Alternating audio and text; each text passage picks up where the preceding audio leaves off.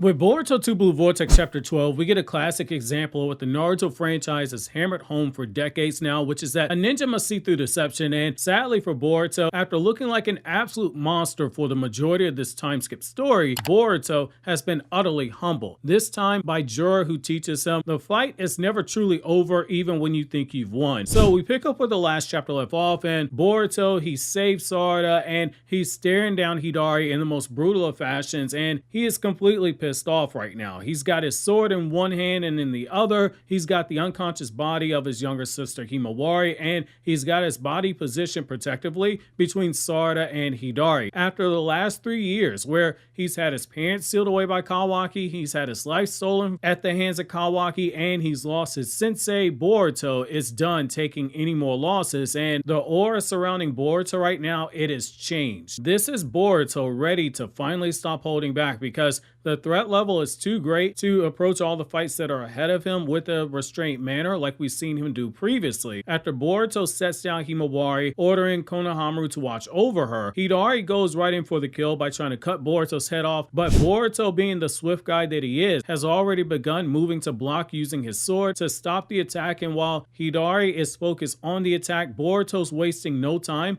and is using one-handed hand seals as he's got one hand on his sheath, and this is a pretty big deal because as we're told in Naruto's manga, only the most elite of the most elite shinobi are capable of using one-handed seals, putting Boruto in that rare class of skill with people like Minato, Naruto, Sasuke, and Itachi. But he's also using a very powerful wind release jutsu that was Orochimaru's signature wind release, the wind release breakthrough jutsu, which uses more force than the Gale Palm jutsu, but it requires less hand seals for the chakra to be summoned. With this one move, Boruto has now pushed Hidari through the air and away from the battle, further away from the people that Boruto has to protect. However, like one would expect from someone who's made out of the chakra Sasuke Uchiha, Hidari isn't taken out with a simple wind release, and before he ever hits the ground, he is shown using his toes to make the claw mark in order to teleport through it and retreat and regather himself, and this is where it gets very interesting. While everyone else is stunned, Boruto is shown taking in the situation, and he's breaking down Hidari's application of Ko's Claw Mark Jutsu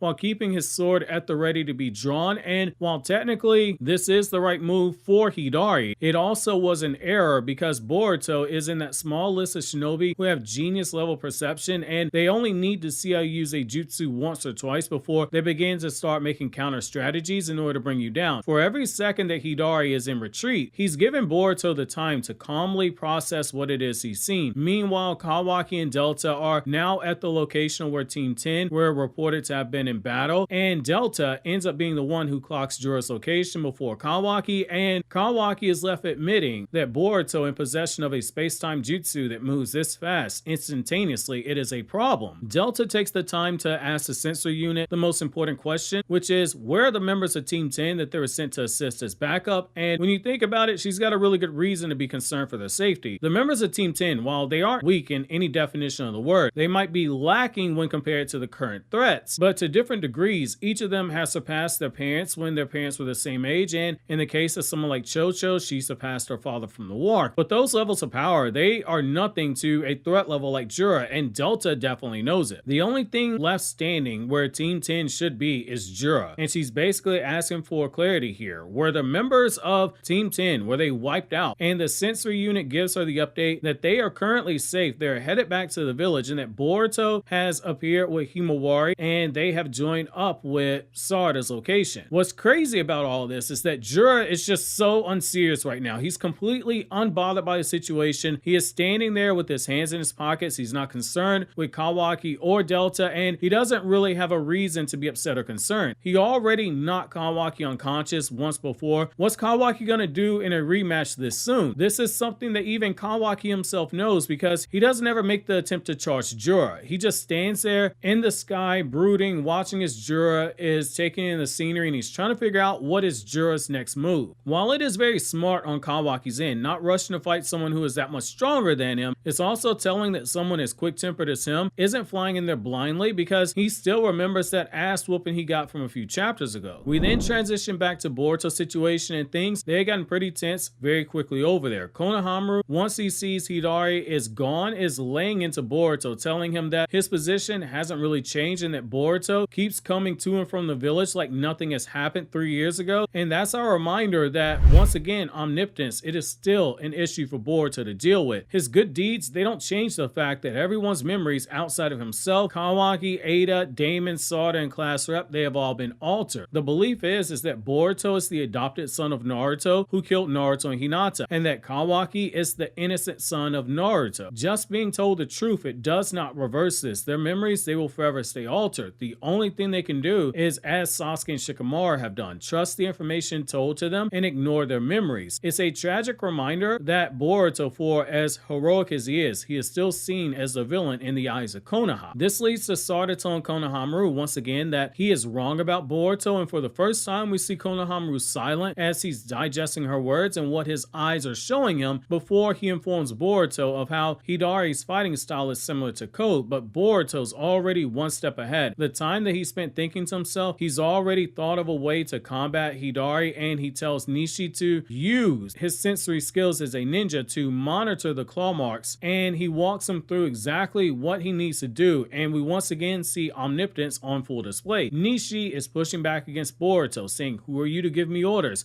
Because in his mind, Boruto's the guy who killed the 7th Hokage. Boruto, he can't win for losing here, but he doesn't have time to go back and forth with Nishi. Instead, he's being brought up to speed by Class Rep and Sarada, who tell him that Sarada was the target of Hidari, and Sarada demands to know if her being the target of Hidari and him using Sasuke's jutsu has anything to do with Sasuke be turned into a tree. And before Boruto can answer the question that Sarada clearly already knows in her heart, Konohamaru is the one who interjects, realizing exactly what this means. The tree that he saw Moegi was trapped in back in chapter 5, where he and the members of Team 10, they all vowed to take down who was responsible. He now realizes that Moegi has suffered the same fate of Sasuke, that there's an awakened Shinju version of her out there as well. It's here that Boruto lays it out on the table for everyone, including us as the readers, that each of these Shinju, they were directly born of the chakra, the person who they consumed. And with a serious look on his face, Boruto says the only way to save Sasuke is to defeat Hidari. Something that, as we've been going through the story, looked more and more evident like that would be the case, but now we have official confirmation that this is indeed true. And Konohamaru asks Boruto, how does he know all this information? And Boruto refuses to answer, instead redirecting Konohamaru back to being focused because his guard is too lowered and that he can get himself killed. And this right here, my friends, is completely ironic. One of the lessons that Boruto consistently had to learn over and over in part 1 of the story was to never let his guard down. Sasuke taught him that when Boruto tried to approach him, when he tried to make Sasuke his teacher. Shojoji reminded him of that when he caught Boruto off guard during their fight. Naruto, both times they sparred with each other in part 1, reminded Boruto to watch his blind side, and Konohamaru during the owl fight was almost killed by a laser by pushing Boruto out the way because Boruto had his guard lowered. Here, the tables have turned. The sensei is now the student here. Boruto is now the one who is reminding Konohamaru to keep his guard up before he gets himself killed. And this doesn't come a moment too soon. Nishi suddenly begins to start freaking out as he senses the chakra coming from the claw marks, and Boruto, as calm as he is, looks over at the corner of his eye and he tells Nishi to keep his nerves about him, and he's already clocked the emergence of one of the claw marks at his feet. However, it isn't just Hidari who is coming out of the claw marks. Instead, it is a whole team of claw marks, and Boruto has immediately figured out what Hidari's plan is, and he begins giving the orders with the assessment and the clarity of someone who has seen extensive life and death battle, which in the case of Boruto, the last 3 years has been exactly that. He tells Sarada, don't worry about the claw grimes. He will go through and cut down the ones that he can,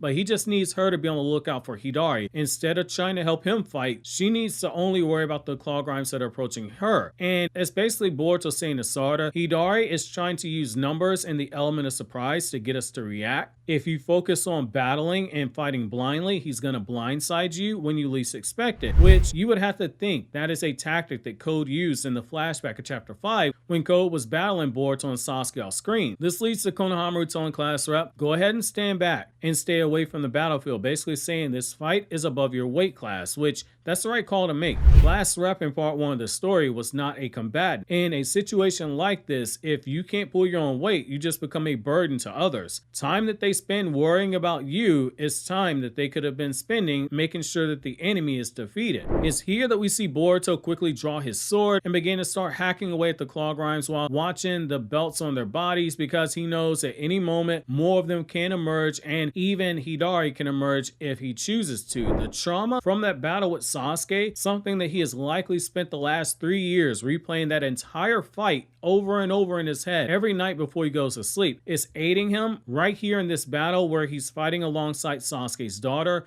taking his chance to right the wrong of his failure to be there to save Sasuke in chapter 5, but he couldn't do so because of his lack of skill and strength. This is a much more evolved Boruto than that one. To Sarada's credit though, she's already fought against some of the claw grinds before. She knows their strength and she knows their fighting patterns, so as she's fighting them, she doesn't have her Sharingan on, meaning she at the very least thinks that their movements aren't anything that she needs to use a Sharingan Eye Insight for with the precognition, and she doesn't think she needs to waste the Sharingan because of the chakra that it requires to use. This can also be attributed to the fact that Boruto is right there to cover her blind side. However, this is very tricky and it is a risky gamble, all things considered. When you think about it, if you go back to part 1 of Naruto or even part 2 of Naruto, someone like Itachi, even for all the stamina issues he had, whenever there was an active threat on the battlefield, he left nothing to chance and he kept his Sharingan cut on the entire time. What we're seeing here is that for as talented as Sarada is, she is still the byproduct of someone who spent most of her life growing up in a time of peace, which that's no fault of her own. And again, to her defense, she doesn't need it against this enemy, but it is a very risky decision, and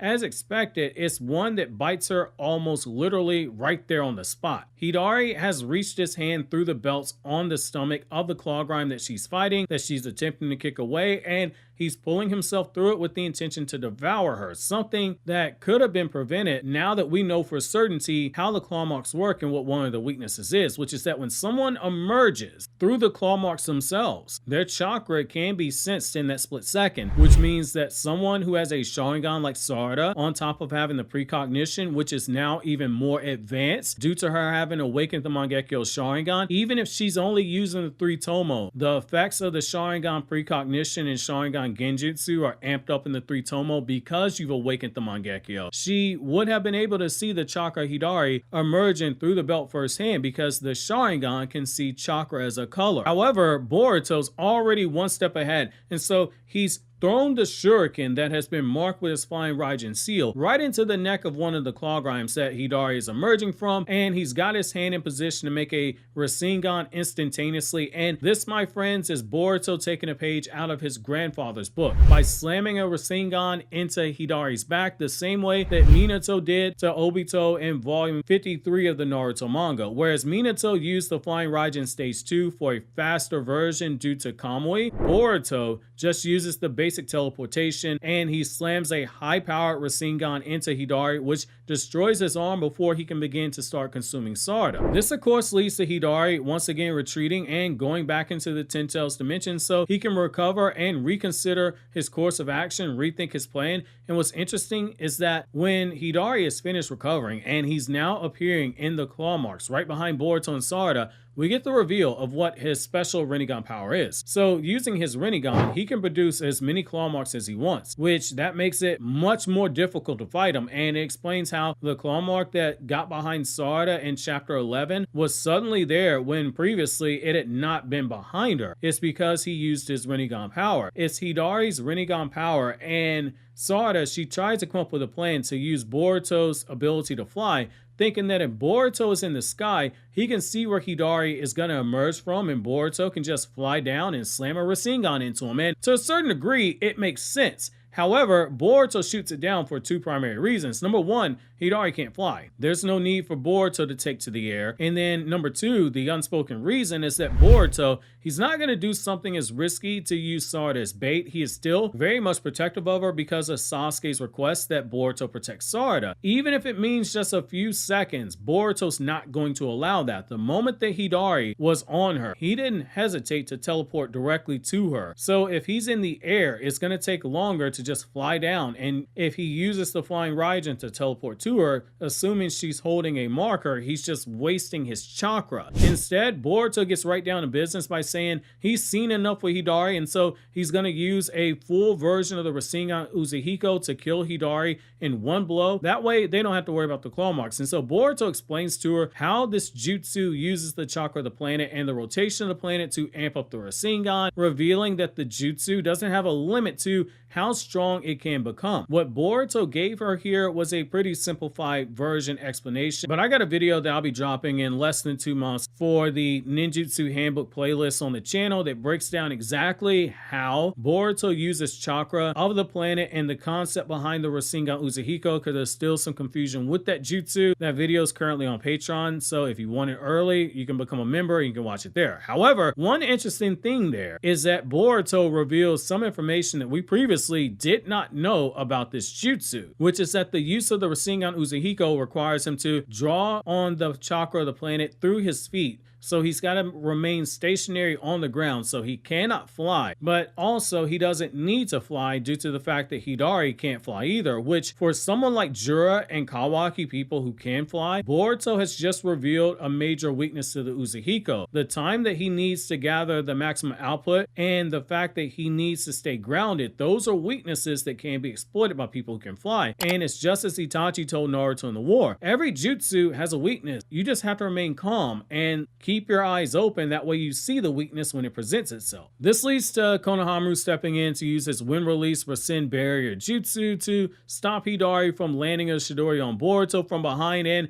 we see once again more lessons from Naruto Part 1, which is that your special moves and your combo moves, you better not use them too often in a fight. When you use them, they better take down the enemy, because if your enemy survives, they will come up with a counter. Perfect example being how Zabuza only needed one fight with Kakashi and his Sharingan to come up with a way to fight it. Konohamaru now has figured out a way to battle Hidari, because he knows the guy likes to emerge from the claw marks that come from the blind side and use the Chidori without fully emerging. So Konohamaru steps in with the wind release Rasen barrier jutsu in order to protect Boruto's blind side, all while Boruto gathers his chakra, and Konohamaru tells Boruto to hurry up and get the chakra he needs for his jutsu. However, as Boruto and Konohamaru are going back and forth about Boruto using this new jutsu and Konohamaru not listening to Boruto about his demands to protect Himawari, Hidari has taken advantage and he's emerged and he has grabbed Sarada from behind, and so now he's attempting to make the play of just dragging her through the claw marks and consume her in the Ten Tails dimension. That's the smart play, since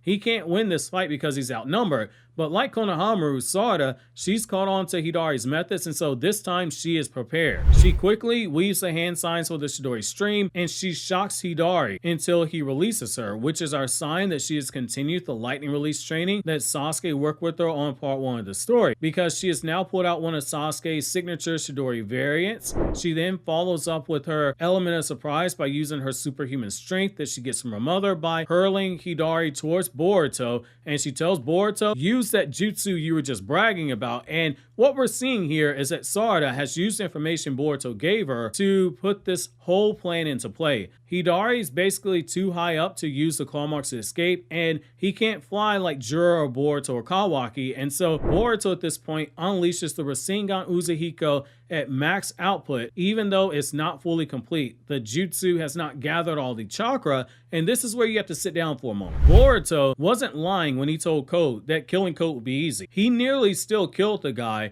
while holding back, and with this new jutsu that's more amped up than the first time we saw it, the spiral that Boruto creates, it isn't just limited to the surface of Hidari's body. Instead, it stretches up high into the air like a self-contained tornado. The wind damage is only limited to Hidari himself and none of the other stuff in the area. Think of it like Hidari has been trapped into an EF5 tornado, only the tornado doesn't destroy the area, it just destroys Hidari's body. And this is where we see that a majority of Hidari's body has been vaporized by the attack, with only part of his shoulder, part of his arm, and his head still left behind. But it's too early to celebrate because Boruto sees the way that Hidari is falling to the ground, and he realizes Hidari is going to fall right onto a claw mark and escape. And that defeats the whole purpose of using such a high level move like this, because the intention was to defeat the enemy with one shot. But this is where Kawaki comes in clutch. After Kawaki appears and instantaneously shrinks all the claw marks, he pins down Hidari by transforming his arm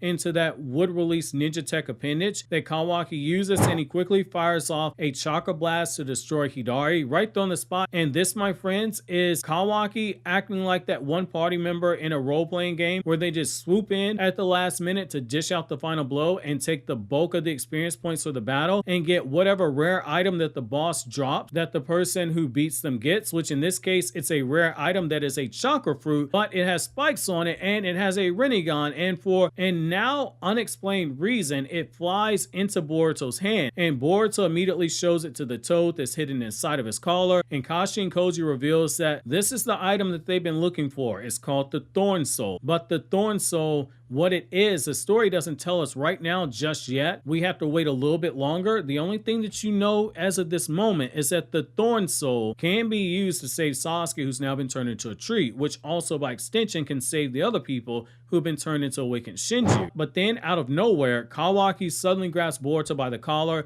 and he's threatening him and he's demanding to know how Boruto knows all this information. And Boruto then tells Kawaki to release him, saying he'll pull a Sasuke and he'll cut his arm off the way that Sasuke did when he was interrogating Yamato, and Kawaki burst in the room and Sasuke said, you want to be like Naruto, you can lose an arm like Naruto. However, Boruto never gets the chance to make good on this promise because suddenly a Bijudama bullet, a compressed down Bijudama the size of a bullet, is shot out from a long distance that hits Boruto in the vital spots, and as Boruto is falling onto the ground and he's coughing up blood, Sarada is rushing forward to collect the Thorn Soul that will be needed to save her father. Kawaki demands to Delta to check in with them, tell him what's going on, and we see that Jura is several miles outside the village with one Rasengan eye closed, and he is preparing to fire off another Bijudama bullet into the village, which is absolutely crazy. Jura is just casually sniping from that long of a distance, which is another sign that Jura is special when it comes to Shinju, and even Delta is shocked at the accuracy at which Jura can shoot. And when Sarada tries to run forward and grab the Thorn Soul so she can save her father,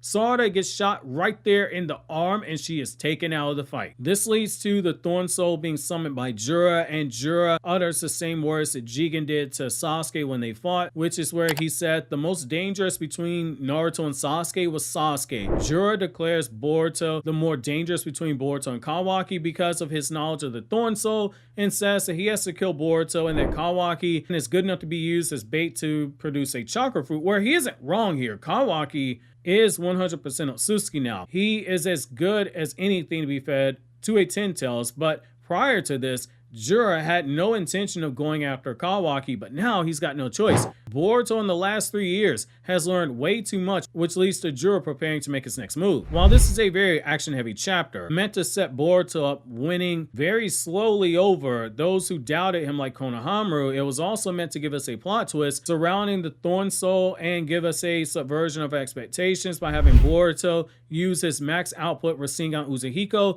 only to fall in the same fight, and it walked a very careful line by having Boruto and Kawaki working together, but not work together at the same time due to the open tension between the two getting in their way, which makes her almost as good of a payoff as learning about every dragon god in Fairy Tail 100-Year Quest, which this video on the left breaks that down, and over here on the right, we got another Naruto Explained video.